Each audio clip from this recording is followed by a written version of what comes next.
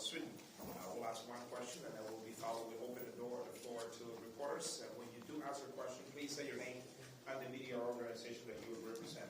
Mondo, congratulations on winning your third World Panel, world record, number 14. 4 years later after your Olympic gold here in Japan, do you think you owe that world record to the Japanese crowd? Yeah, I think so. I think I was owed it too a little bit because I felt like I was really close the last Olympics here. And I think that the difference maker was being able to have the spectators and have the full energy of the crowd, because it was one of the best stadiums and atmospheres and experiences that I've ever had, actually. So, and I think that really helped towards the end when it was starting to get a little bit later and you were getting a little bit more tired, you know. Thank you. We'll open it up to the floor here. Larry first, followed the lady, and then the gentleman at the back. Larry Eater, Run Blog Run. Mondo, congratulations. You had a big series tonight, too. You had 9 attempts. Where during the jumping did you start giving you some confidence that you were going to go for the world record, or did you just make that decision after 6:15? Yeah, I felt like I had confidence the whole time, honestly. Like from first jump, warm up, like whatever. Just the first time I was on the runway, I felt really confident.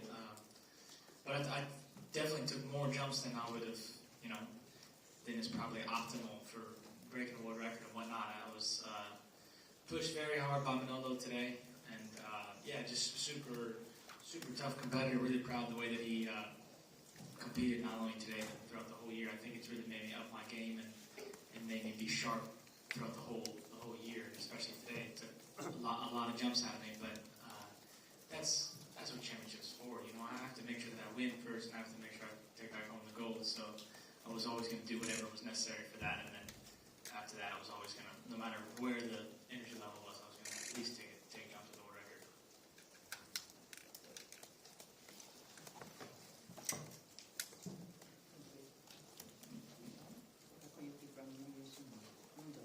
Last time you said this stadium felt spooky because of during COVID time. And how did it feel to be the single focal point of erupting entire stadium today? Also, you did say you draw energy from the crowd. What was going through your mind after a second trial and try to go overlast? Yeah, it was not spooky today, fortunately. So that's really nice. It was a big change from last time. But the crowd was giving me a lot of really good energy, especially there towards the end. Even just watching like the steeplechase and whatnot when they were cheering for somebody that wasn't even me, it was just like can really feel the energy and the passion in the stands, and that really that goes a long way, honestly, in the competitions as far as adrenaline, energy, and everything and whatnot. So yeah, it was really amazing. It exceeded my wildest dreams and expectations of what it would be like jumping in this stadium with a full crowd, and I'm just so happy. So awesome. What was going through your mind before the trial? Yeah, probably less than you would think. Not so much. I just trying to keep it as simple as possible and just put the best jump that I can. I knew that it was very possible to make it. I just needed to put a really good jump together, just trying to get all the little numbers right and whatnot, and then I just need a good focal jump too. And so I really wasn't I was kind of chilling. Yeah, just like trying to channel the energy of everybody, but also like remain calm and just do the jump that I knew that I could do, basically. So a question here for the gentleman to my left, and we have two of the gentlemen at the back here. We'll keep an eye on all of you, so let's hope it's big. I'm Kato from Data Shimbun. In front of such a big crowd, all watching only you, how did you overcome the pressure?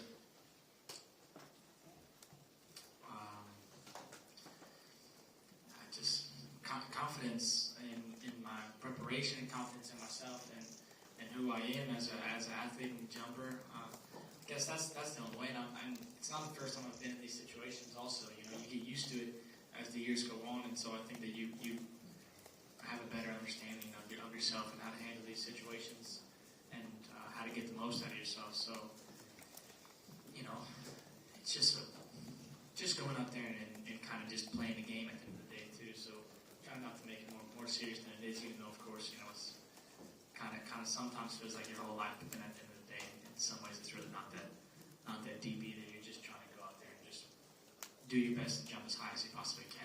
And, no matter what I did today, I was going to make sure that I was going to leave everything out there and give my full best self that I could. So I don't know. I think you just gain that confidence to where pressure just is kind of is what it is.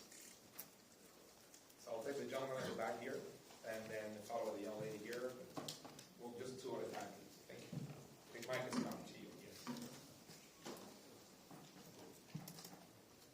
Thank you, Mondo Duplantis from Swedish Express. And I have a two-part question. First of all, you say you draw a lot of energy from the crowd. We can see you were pumped up today, making a lot of gestures. One of them silencing. I wonder if that's just adrenaline pumping, or was that directed someone? And the second part, after the competition, Sam Kendricks said in Swedish television that the Swedish public have to stop milking world records out of you, or you'll burn out. Appreciate the records you have received. Do you feel there's a pressure on you from the Swedish public for you to deliver world records? So that's the two questions. Probably not. I think to answer the second question, I guess first. No, I think that's probably a lack of understanding of Swedish culture. By Sam's part, to think that the expectations are super high on me as far as the Swedes are concerned. I think that's they're not the most harsh in that kind of way, and so I have no complaints, and I actually have no idea what he's talking about. If I'm being completely honest, I think that a lot of people expect world records out of me a lot of the time, and I think that there's also a pretty fair reason for that too, because I've broken the record a lot of times, and I've showed that whenever the conditions are right and whenever I'm really up for it, and whenever it's there, then I have a really good chance at leaving it up there. So there's that also. So yeah, I don't know what Sam was talking about though. Honestly, he's just saying stuff, I guess. And the first part with the... Well, the shush. No, no real story behind it. I don't even know. I don't remember when I did it really. I just was I was just shushing. I don't know, just let's just calm it down.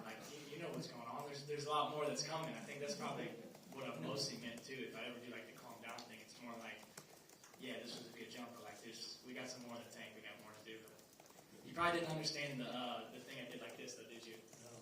That was probably confusing for you. Tell us about it. I will. Ichiro Suzuki. He's a baseball player, Japanese baseball player. Grew up watching him when I played baseball in the United States. Basically that was his pre-bat ritual. So I did it just as a stupid thing because my brother was in the crowd today and he plays baseball, and I was just trying to make him laugh basically, and just trying to get him fired up. And also the Japanese people, if they understood it, I really don't even know if they did, but I thought it was just something fun and cocky and just whatever. We'll take the young lady here at the back, followed by you, and then we'll go from there. Two at a time, please. Thank you. Over here, please. Right here, the front. Thank you. Hi, Mondo. Nika Aurora-Kjučerić, World Athletics Media Academy. Two questions for you. First, you already conquered the world so many times. Will the name Mondo as an artist name stay only as an artist name, or will there maybe be a song called Mondo? And second question, you have been in Tokyo for 2 weeks. How has it been? What was your favorite thing to do, and maybe your favorite dish? Thank you. Yeah, the first part, I don't know. If it happened naturally, I guess it would just depend on the song and whatever I come up with. For the most part, I'm mostly just freestyling. I just do whatever the vibe gives me at that certain day. So, if there was some type of track that happened to come up where I'm just fully just being super swaggy and cocky, and I'm just talking to myself, then maybe it's Mondo. I don't know. But yeah, I just do as I please, I guess, when it comes to that. But yeah, the other part, I've really enjoyed my time thus far, actually, in Japan. I think I've had some of the best food that I've had, honestly, in my whole entire life. I've been here, and I've always always loved Japanese and Asian food also, but more specifically Japanese food, just like the Western that I get. So I never really had the good version here. So just like a lot of good sushi, a lot of good meat, shiba, I said it right. But just eating like a really lot of good food, and I think that's very helpful when you're somewhere for 2 weeks, because it's like all you do is like eat, basically. It's like all I do at least. I just like go work out and I just eat food, is basically it. So it's pretty important whenever you're enjoying the food and having good food too. So that's been safe. So I'll take a couple of questions here. The gentleman first, and then follow the young lady, and then we'll get to you in a moment. Thank you. Mondo, is world record more special when it's beaten in a major championship like here or like in Paris last year? And also, it's just 1 centimeter higher than 629. Mm-hmm. Is that number 630 more special also? Yeah, I mean, I think for sure it's way more special. It's night and day. I don't think it's really even comparable to break world record in a championship meet, and then not in it. It's like, yeah, it's not really comparable, I would say. So this is like very much extra special for me and everybody, I would say. And of course, it's going to make the biggest splash, I would imagine, too, is whenever you're able to do it, because this is our most important competition of the year. If it was Olympics last year, that's by far our most important competition. So, and that's where the most eyeballs are going to be watching me, too. So, a lot of them probably saw it on Instagram or whatever it is if I jump other world records, but there's a lot more people watching this one live, for sure. So, and in that way, it's a lot more impressive. But yeah, but the 638 sounds really nice. It just sounds super clean, and it's a new barrier for our sport. And I'm super, I don't know, just like super happy about that. And I think it sounds a lot better than 29 for sure. And it's just, it's just nice. We'll take the young lady here to my left, followed by the gentleman with the hat, and we'll get to the right-hand side here in a moment. Thank you. Open with it, yes, please. Thank you. Hello, it's Camila for the Will Athletics Media Academy. Mondo, I'm curious about any specific thing in your routine, like before taking each vault, you're like talking to your coach and father, you're talking to everyone. Sometimes you were like not wearing sneakers, just walking around with your socks. But how does this routine work for you? Is that something that you planned before? Is it something that you just go and do it? How does it work and how does it help you? I don't think I have so much of a routine, honestly. Like, whatever I'm doing, it's just like very, very much in the moment. Probably like the least routine-based athlete out of like anybody here, honestly. Like, just totally going with the flow and just doing whatever I feel, and just kind of getting a gauge and radar of my body and what feels nice and whatnot. But I really have I genuinely have no routine or like superstition or like whatever. Like things that I do before the meets, during the meet, like I just do whatever. Honestly, just like Yes. Yeah, Andreas, Czech, Swedish, Aftonbladet. Just curious, when you were celebrating with your family by the stands, there was a little kid with you up there having the time of his life. Who was that kid, and what's the story behind it? I don't know. Good question. Yeah, just a kid. I think he just ran from the stands. I really don't know. But yeah, I mean, he seemed like pretty harmless, so I wasn't like too frightened by him. He seems like he was pretty fired up about me breaking my record, I think. So I was just like, whatever. What's up, little dude? Yeah. And he was just like, I don't remember what he said. I think he was like, how are you so good, or something like that. Yeah. He got some cool pictures for sure. He did, yeah. Probably true. Probably true. Got some cool pictures and then got kicked out of the stadium. Got him out of here. No, I don't know. I don't know what they did. Put him in handcuffs, maybe. A question here from my right, and follow the young lady. Yeah. Mondo, right here on your side. Steve Wade with Associated Press. I'm going to change gears a little bit. Can you talk about how you identify as a Swede, and talk about your language skills? Some Swedish friends of mine said you're very good, you're fluent. How did you learn? When did you learn? What was the impetus to do that?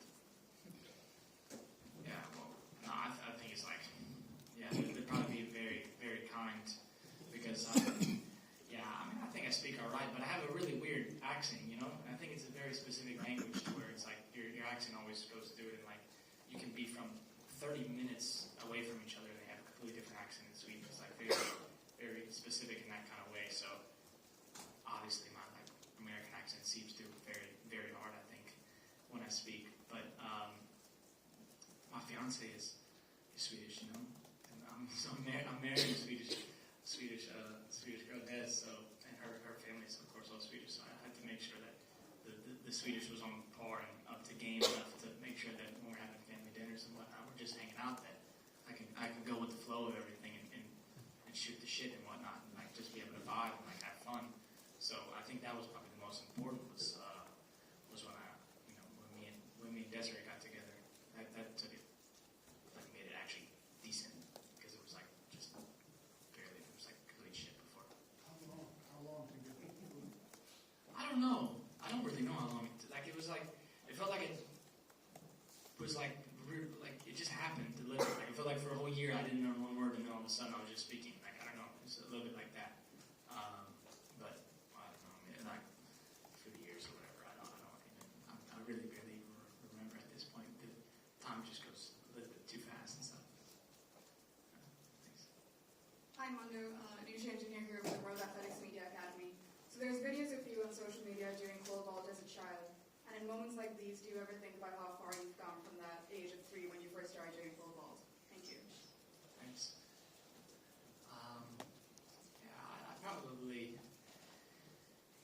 think about it less than I should in some ways, but I really do enjoy looking back at the videos, and if it ever comes up with me jumping when I was young, and that makes it, it's a really special feeling, because yeah, I mean, I was just like everybody, just a kid with a lot of big dreams and aspirations of being the best in the world, and every time I went there in my backyard to go jump, I just was picturing something completely different. I was picturing in my head basically being in this situation that I am today, of being in Tokyo or Paris in a full stadium, it's me in the water. Like I feel like I have almost deja vu when I'm in these moments, because I've dreamt of it so much as a kid to be here, and like almost like manifested, I guess, in some type of way. So yeah, I think I'm just like I'm super grateful. I'm super grateful. I try to be as grateful as I possibly can, but it's really hard, you know, because you always, like, as an athlete and person, you get so used to things, unfortunately, and you always look forward, and it's always just the next thing, and that's kind of the nature of how anything is, I guess, in life. It's always like the chase and the journey. It's just the next thing always. But I try to enjoy everything as much as I can, and I make sure that if I do anything special like this, then I enjoy it as, you know, give it at least a really good night. We'll take the one question from here, and then the gentleman in the white t-shirt, please, inside the microphone. Hey, Mondo, when you're making that shift from winning a competition to then focusing on the world record, does the balance of the mental and physical challenge change? I think in some way, yeah, sure, naturally it changes. I think the pressure is probably like even a little bit let off in some ways, because I've already won the competition, and that's the first and foremost, most important thing that I need to do. And so I just, yeah, after that it's more just like cherry on top, and I'm just like, you know, eating dessert after, basically. So I just try to put my best jumps together, and I feel like everything after that just kind of is like a bit of a blur also in a way, because it's like, it's kind of bonus. It's like a bonus round that you just get to like play around with. So I do enjoy that moment very much, is when it's like world record time, and it's like, it's just, yeah. So we'll put the gentleman here, and one last one from the gentleman in blue. Mondo, congratulations. You talked about next things. I guess one of the next things is that ultimate championship. Do you need new things for motivation and targets to lift you, and how highly do you rate like an event like that? Yeah, I mean, I think it's very important. You want big competitions, and you want to compete against the best of the best. And you know, I am super excited for the Ultimate Championship next year, of course, because it's going to be competing against the best in the world, and that's what I like to do. But for me, I think the motivation just comes from like, I can't lose. I don't want to lose. I don't want to go to the track and just because I broke the record today, it's like I go and just let these guys beat me, even though I think that they shouldn't beat me. every time I step out on the track, I just have to make sure that I stay on their throats in a way, I guess. And I just like, I want to do what I know that I'm capable of. So I feel like motivationally wise, it's just like, it's not that much of a problem because if anything, it just gets more because I know the level that I can compete at, and I just kind of demand that out of myself.